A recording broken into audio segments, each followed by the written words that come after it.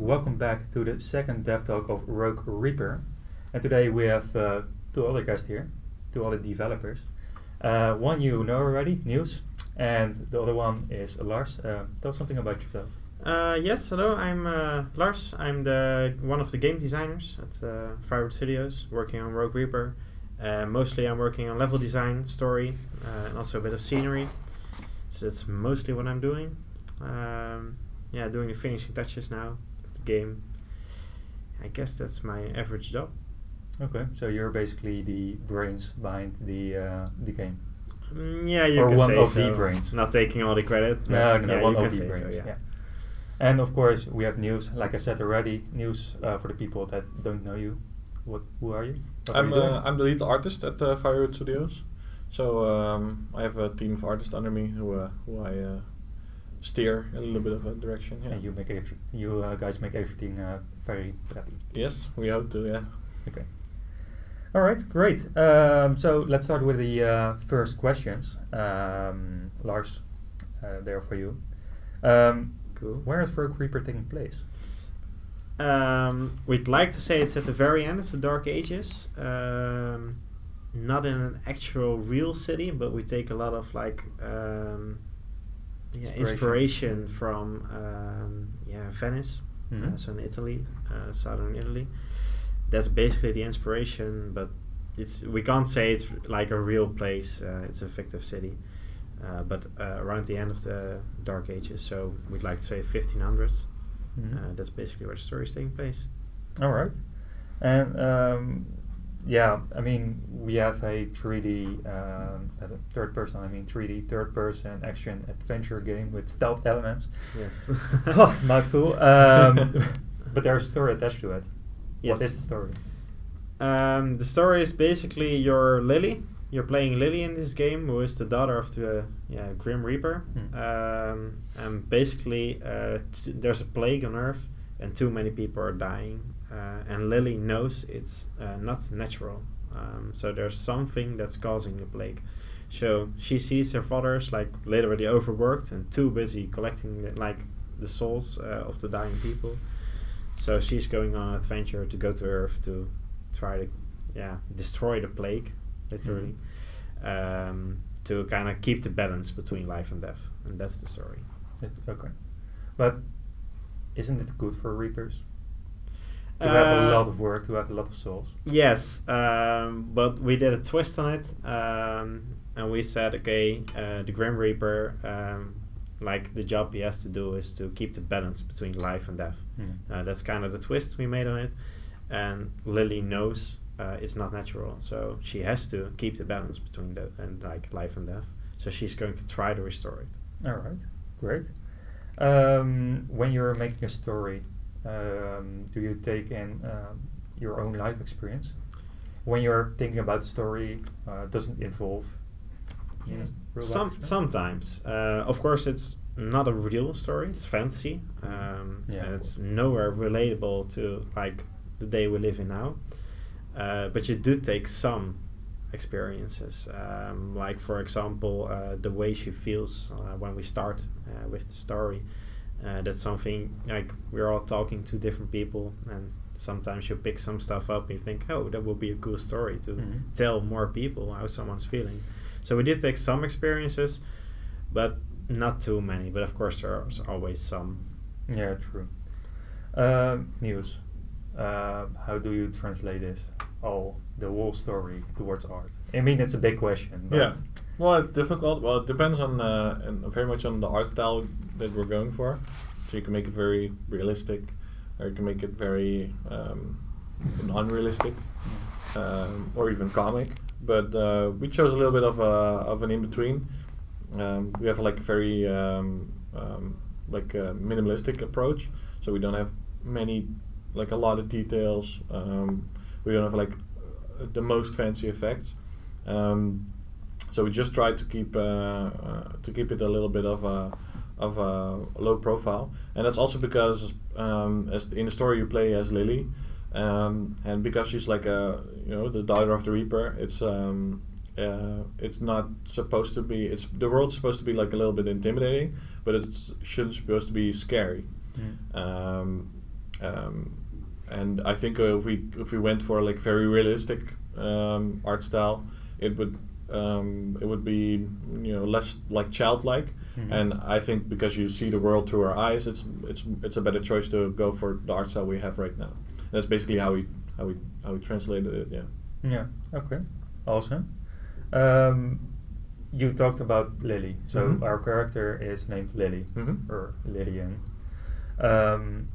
But how did you guys, basically Lars more than you, came up with Lily, the name of it? To be honest, it went quite natural. When we decided we wanted to call the game Rogue Reaper, we had some discussions about how the main character should be named. And one of the names that like many people had in their head was something with Lily. It sounded pretty cool, basically. It fitted the character. Because we had a design of the character. We started, of course, our artist started with concept art on the character, how she should look. Yeah, it just fit. Lily just fit. And her full name, yeah, we're calling her Lillian. But in the story, she's, of course, a small child. So, yeah, we say she's Lily. Mhm. Yeah, that's basically, it just went natural. Yeah. And why did you guys choose to make it a girl instead of perhaps a boy? Or Yeah, basically the same thing. I think we always had a design for a girl when we came up with it. There was not really a question. It felt like it fit the story we wanted to portray. Yeah, one of the old concepts also had a little girl of our like first game concept with a Titan. Yeah. And I think we kind of liked the dynamic of it, but we wanted to change the story or the game. Yeah. So I think we kept like the father figure, it's the Grim Reaper, and the daughter figure. It's Lily in this case. I think we all really like that, and I think that like carried over to this project. Yeah, there's no like special reason. I think. No. It's No. just concept art, and then we thought, yeah, it all clicked with the whole team. So yeah. So, were there any special thoughts when you or the artist designed Lily? A little bit, yeah, because you have to. So especially game design also has to think about it a lot, because things have to be like a certain height, but they can't be too high. And I know that that the design team we have to lay on the ground, so just to measure how how far you can jump and all this stuff. So you have to like be like a little bit realistic with that. And also as art goes, you can't go like overboard with a lot of things, right? So you have to like really keep it. You kind of, when you learn something new or you want to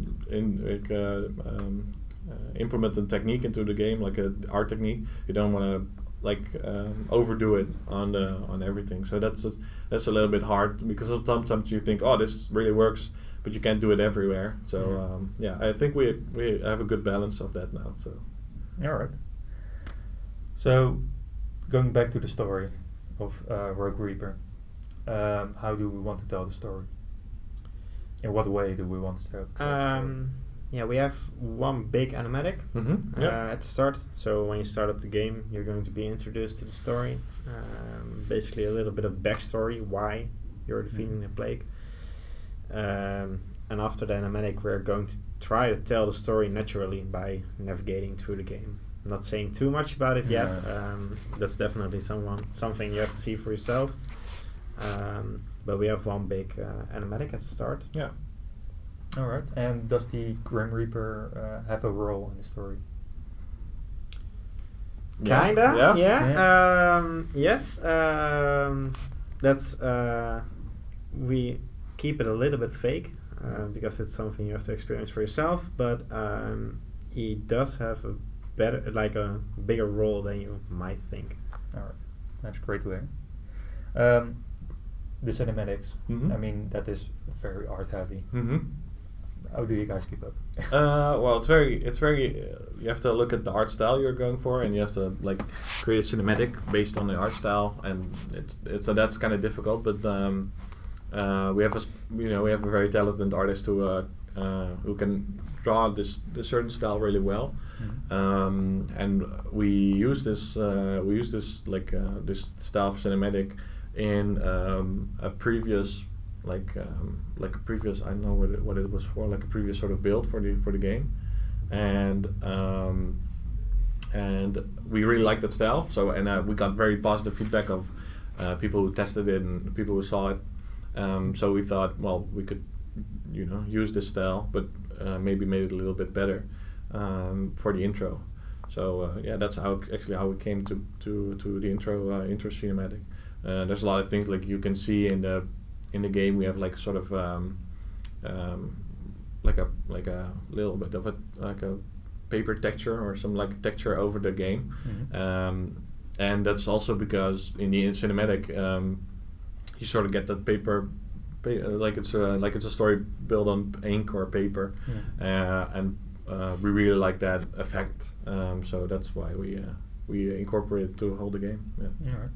And how long does it take to make one image in this cinematic? One image is not that difficult, but thinking about how like what the composition for the image is. So like what do you see or what you don't see, or some like things like that. That's a little bit more difficult, and then actually drawing it also takes a little bit of time.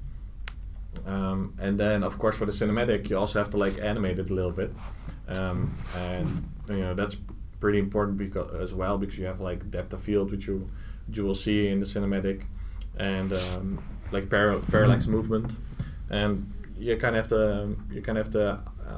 I always think that if you just if you try it, if you're busy doing it, you can get a feel for what you're doing, and then you can grab onto that feel and just pull through. So it's very difficult beforehand to say, it's done today or it's done in a couple hours, because sometimes it takes longer because the shot is like more complex than other shots.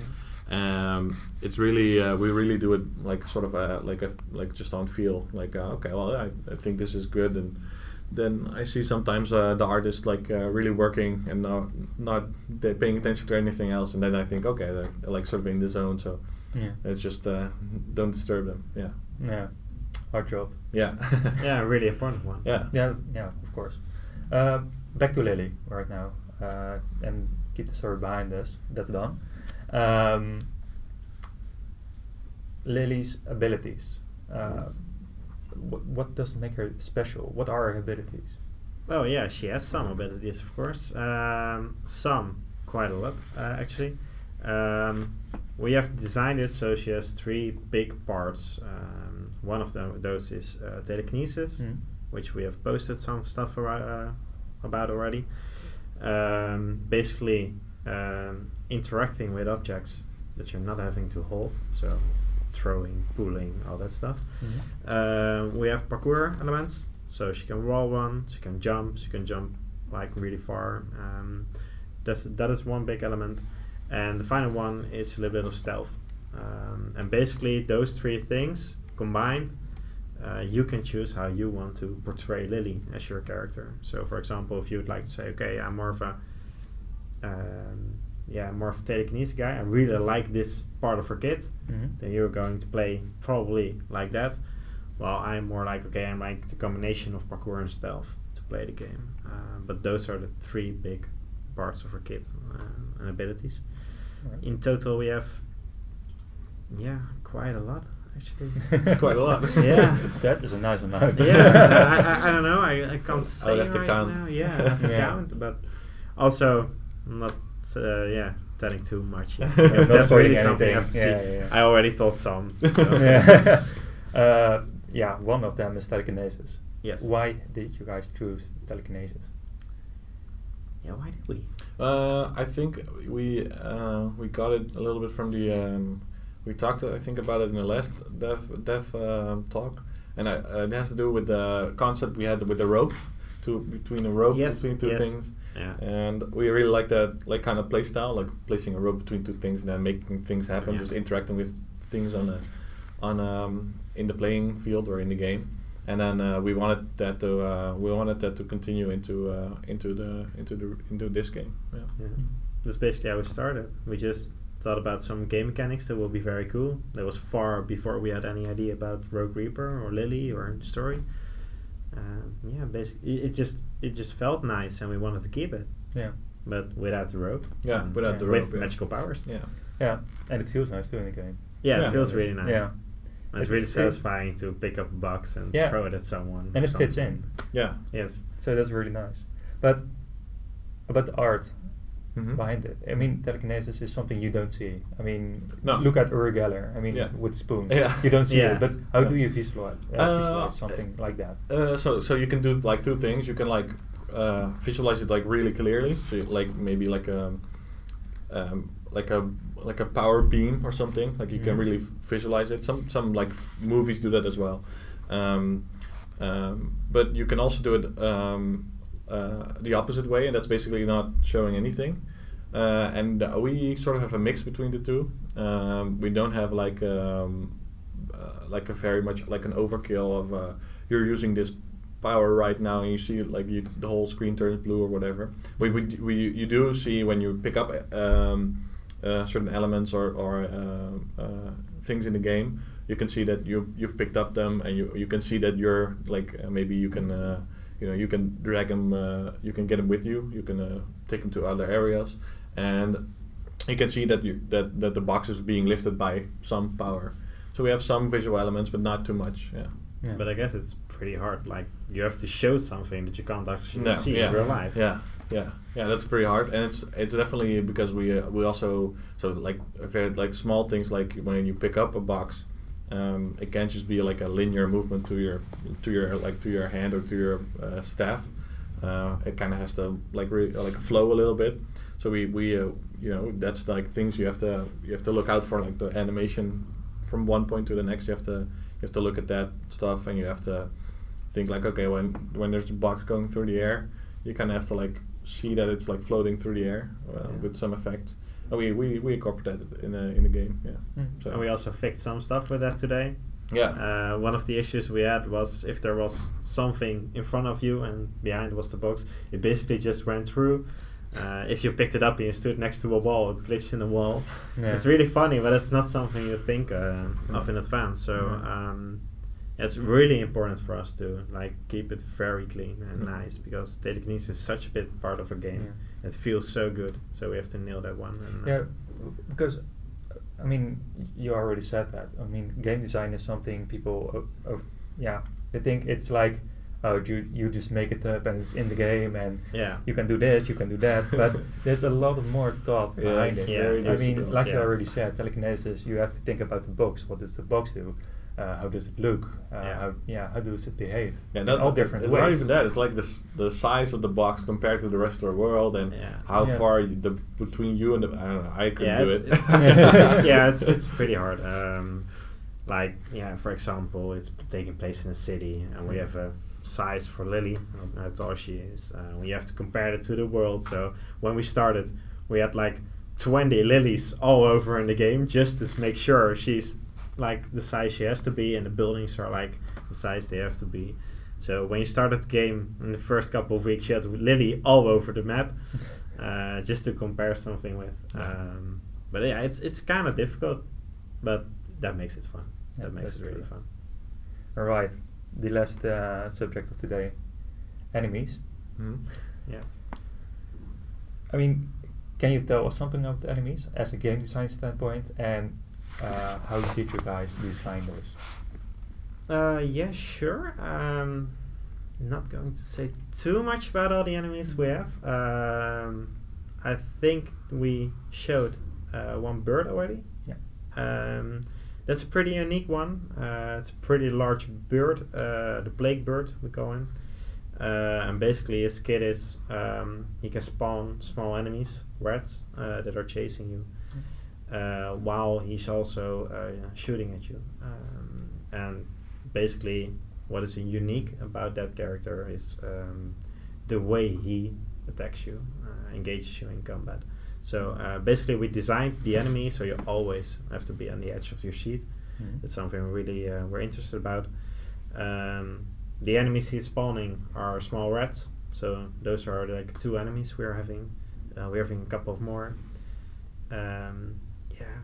It's pretty hard, especially size comparison, because like one of those birds,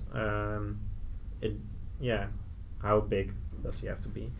That's something you have to iterate a lot about. His hitbox, HP, all that stuff.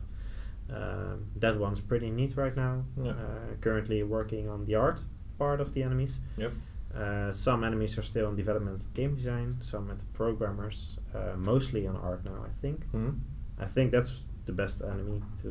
Yeah, I think for me, for art, what was the most difficult that it's like a manifestation of the plague, the enemies, and you kind of have to like show them in the game like a sort of shadow. They don't have to like they don't run. They don't really want to like really how do you say that? Yeah, they don't have really. They want to be noticed, right? They have to like be kind of in the shadows, and it kind of have to be feels mysterious. And it was very hard because you, from a game design standpoint or from like a player perspective, you want to know where the enemies are, and that's like so you want to show that where the enemy. You want to clearly see. Okay, there. There's the enemies, and I'm gonna know how I'm gonna navigate my path. But in the art section, we really wanted to make them like sort of shadowy or dark or like blend in with the world. Yeah. I think so that like requires a lot of animation because then you can actually see something moving and then you will immediately notice it. So on the animation side, we did a lot to like get those enemies like really that you can see them, or you can notice them, but visually they like really blend in the world. So you maybe if they stand in like a dark corner or something, you might only see the eyes or something like that, and I think that's really cool. And until you see something moving, like sometimes when you walk at night and you see like a black cat, you only see the eyes or you see it like jumping in front of you. Mm-hmm. That's like sort of the effect we wanted to have with the enemies. Yeah, and I think we got there a little bit. Yeah, so the enemies are different. Some enemies really do that, and some enemies. Other enemies you really like want to see, like the plague bird, some enemy like you really want to know the position of, so that's less important. But yeah. All right, great. So that was the last question for today. Thank you guys for being here, giving insight on what's happening behind the scenes, and how a game is actually made. Yeah. And you guys, I hope you loved watching this. Don't forget to wishlist Rogue Reaper right now on Steam. The link is in the description. And of course to follow and subscribe on YouTube and follow our social media accounts. So thanks again for you guys, and I will see you guys later. Yeah, thanks for having us. Thanks, sir.